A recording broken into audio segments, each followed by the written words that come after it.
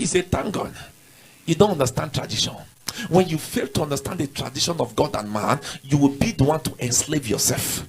The reason most of us suffer and yet we think we are innocent is because you fail to understand the tradition of life. Life has principles. Life has bylaws. Those laws are to guide you. Those laws are to make you not to make mistakes. Those laws are to make you to understand what you need in life.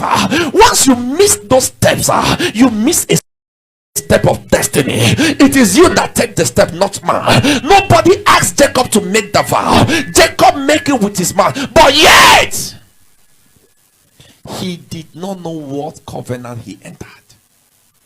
So many of us have entered into a covenant that we do not understand. So many of us enter into a marriage that we do not understand. So many people enter business that you do not understand. So many people rent a house you don't understand. You enter.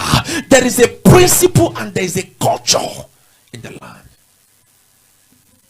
And he gave her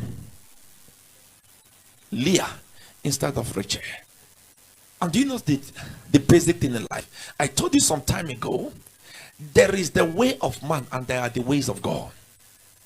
The things you think God will not permit, God will permit. Right? We don't use Bible to defend. But Jacob is the first man in the Bible that got married to two sisters. In our society, is abomination, isn't it? But in Bible, it's blessing. Am I speaking the truth? In our society, there will be a rivalry for life, but in the Bible, it is the Father that gave them out. The things of God are mysteries. My stories are different from your stories.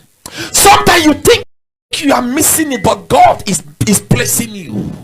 Sometimes you think you are behind life, not knowing that God is setting you to your breakthrough. The things of God is different. The things of God are unique. The things of God are not your ways. Am I speaking to somebody? How can you explain a man got married to two blood sisters? How can you explain? How can you explain? But let me leave it for another time. But the Bible did not omit it. It said Jacob got married to two of the sisters, and those are the two only daughters that the man have. The things you think are impossible are possible with God. You are too logical, you are too thinking, you argue too much, you believe in your own parallel ruler. God is a flexible God. God works in a mysterious way. In the midst of your challenge, there is a miracle. In the midst of your failure, there's a glory. In the midst of everything, God's hand is involved. But because you package your life parallel, who tell you that your ways are the best? Who